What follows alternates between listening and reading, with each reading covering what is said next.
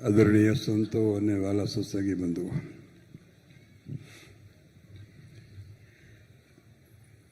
આજે આપ સૌએ જે એમને પ્રેમપૂર્વક અમારું અભિવાદન કર્યું છે એ ખરેખર અમારા માટે ખૂબ સ્મૃતિરૂપે રહેશે.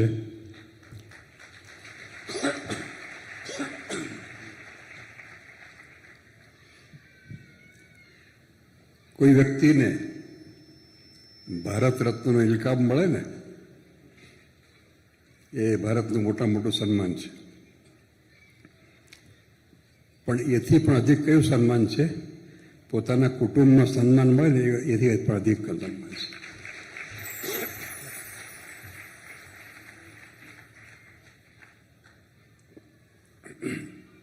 આ સન્માન અમારા કુટુંબ તરફથી એમને મળ્યું છે. મને એ વાતનું ગૌરવ છે, સંતોષ છે કે જ્યારથી હું સમજણો થયો, સત્સંગમાં વિચરણ પૂછ્ય બાપુજીની આજ્ઞાથી કરતો હતો. બાપુજીની તબિયત નરમ ગરમ રહેતી હતી એટલે મને ગમણીયાર મોકલતા હતા. ત્યારથી સમગ્ર સંતોનો અને સમગ્ર હરિભક્તોનો મને એટલો બધો પ્રેમ મળ્યો છે, એટલી બધી હૂંફ મળી છે જે હું ક્યારે પણ ભૂલી નહીં શકું.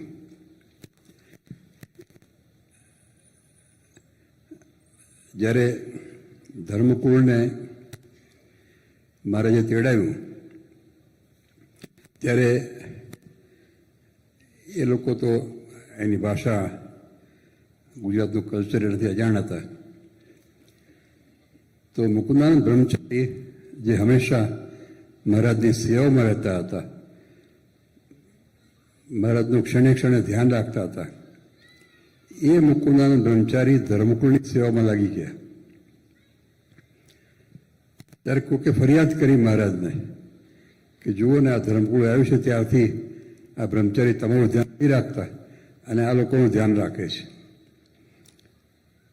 મહારાજ કે બોલાવો મુકુંદાનંદ બ્રહ્મચારીને. બધાને એમ હશે કે સ્વામીને અત્યારે વઢશે મહારાજ. મહારાજ એમનો બરડો થાપડ્યો. મહારાજે કહ્યું કે અમારું ધ્યાન રાખનાર તો આખો સત્સંગ પડ્યો છે, આમનું ધ્યાન કોણ રાખી શકે? તમે ધ્યાન રાખો છો, એનાથી ખૂબ રાજી થયો છું. તો અમને જે સંતો તરફથી હરિભક્તો હૂંફ મળી છે એ તો હંમેશા અમારી સ્મૃતિમાં રહેશે. અને જે પ્રેમ મળે છે ને એ પ્રેમ બહુ કામ કરે છે. તમને એક દૃષ્ટાંત આપું કે પરદેશમાં, અમેરિકામાં, ઇંગ્લેન્ડમાં આપણે જો સર્વે કરીએ ને તો આપણા જે ભારતીય લોકો છે એના બાળકો એ ભણવામાં બહુ આગળ હોય છે, ભણવામાં બહુ હોશિયાર હોય છે પેલા ધોળિયાઓ કરતા. પછી કારણ ખબર છે? કારણ કે ધોળિયા છોકરાઓને એના મા બાપનો પ્રેમ જોઈએ એટલો મળતો નથી, અને આપણા છોકરાઓને મા બાપની હૂંફ અને પ્રેમ મળે છે, વડીલોનો પ્રેમ મળે છે. તો અમારા સ્વાસ્થ્યનું કારણ એ જ છે કે અમને આ સત્સંગનો પ્રેમ મળ્યો, સત્સંગની હૂંફ મળી છે. મારા જીવનમાં ઘણા બધા ઉદાહરણો છે, પણ એક ઉદાહરણ તમને આપું છું કે એકવાર જ્યારે હું ગાદી ઉપર હતો ત્યારે એવો સંકલ્પ કર્યો કે જેતલપુરની પદયાત્રા તો ઘણી બધી કરેલી, પણ એકવાર એવો સંકલ્પ થયો કે આ વખતે મારા નિવાસસ્થાનથી ઉઘાડા પગે મારે પદયાત્રા જેતલપુરની કરવી છે. અને હું ગયો. સમૂહ સાથે નહોતો ગયો, પોતાના 2-4 સત્સંગીઓ સંતો સાથે ગયો હતો. અને પરિણામે શું થયું? પગમાં મોટા ફોલ્લા પડેલા. અને પછી તરત કચ્છમાં આવવાનું થયું.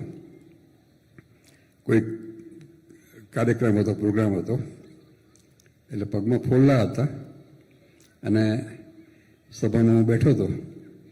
આપણા મહંત સ્વામી છે ને સામે બેઠા હતા નીચે. તે વખતે ઉપમહંત હતા અત્યાર સુધી, મને યાદ નથી. સભામાંથી ઉઠીને મારી પાસે આવ્યા અને મને વઢવા માંડ્યા કે આ શું કર્યું છે તમે, આ શું ધંધો કર્યો છે, કેમ આવું કર્યું છે. વિચારીએ તો આટલી બધી મોટા સમૂહમાં એમને કેટલી લાગણી હશે. ત્યારે સભાપતિ ઉઠીને આવીને મને ઠપકો આપ્યો. મને સ્વામીને તમે સ્વામી યાદ છે તમને? યાદ છે પ્રસંગ સ્વામી તમે? આ પ્રસંગ યાદ છે તમને?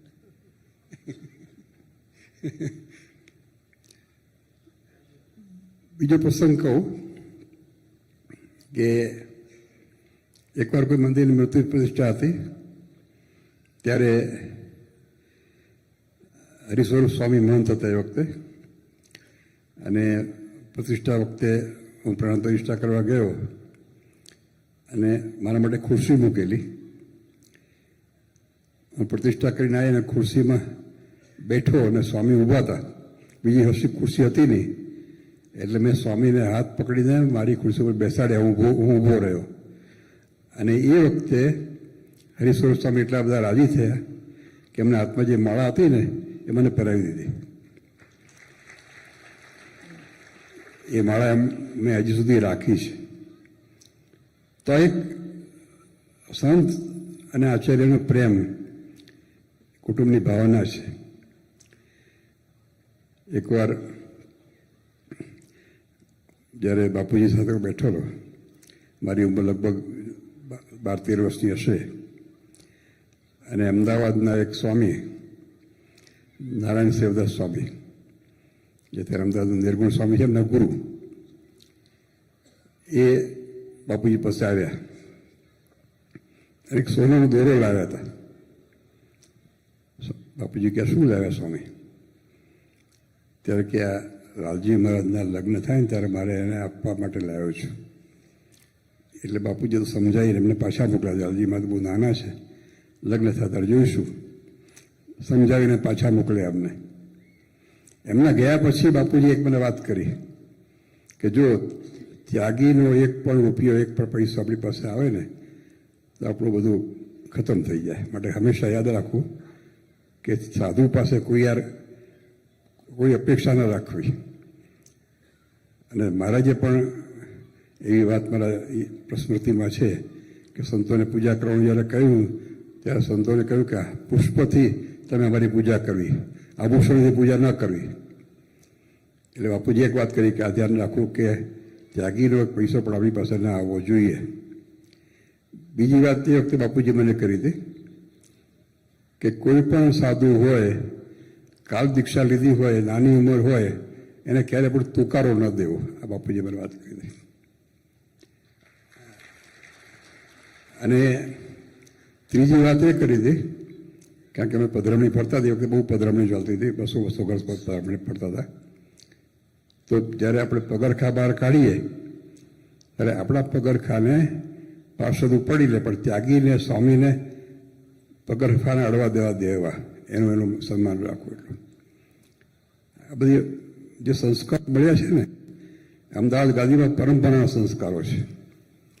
આચાર્ય, ત્યાગી અને ગ્રસ્ત એક ટ્રાયેંગલ છે, કુટુંબ છે, અને એ પેઢીઓ સુધી જળવાઈ રહેવાનું છે. એ આપણી વિશેષતા છે અમદાવાદ ગાદીની. એકવાર વચનામૃતના પાના ફેરવતા એક વચનામૃત કહ્યું, મને યાદ નથી, પણ એમાં એવું આવ્યું સંતોનો ખૂબ મહિમા આવ્યો. મહારાજે કહ્યું કે સંતો તમે તો જે વૃક્ષ નીચે બેઠા હો એના નીચે કોઈ બેસે તો એનું પણ કલ્યાણ થવાનું.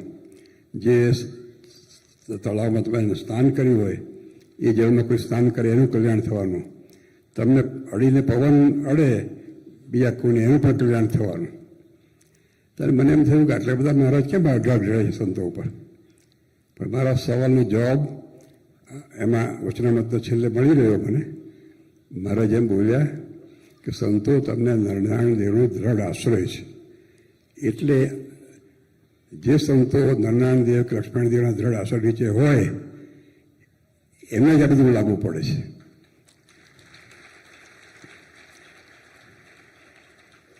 આદરાનંદ સ્વામીના ગ્રંથમાં સરસ ઉલ્લેખ છે કે મહારાજ સંતોને પુસ્તકો હોય ને વાંચેલા પુસ્તકો એના પર નામ નહોતા લખી દેતા, પોતાનું નામ નહીં લખવાનું, કે એમ ના થાય કે આ મારું પુસ્તક છે.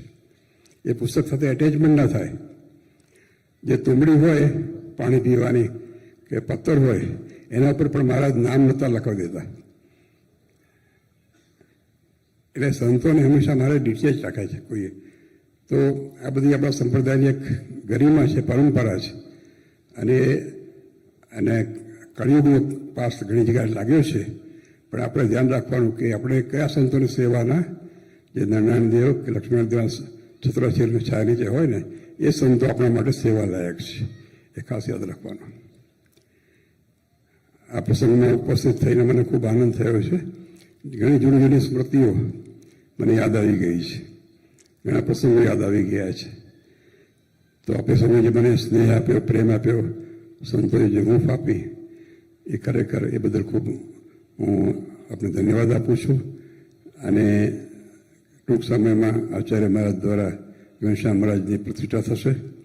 આપણે ઘનશ્યામ મહારાજને પ્રાર્થના કરીએ કે મૂર્તિમાં અખંડ રહીને આપ સૌનું દરેક પ્રકારે રૂડું કરે એટલું કહીને વિરમું છું.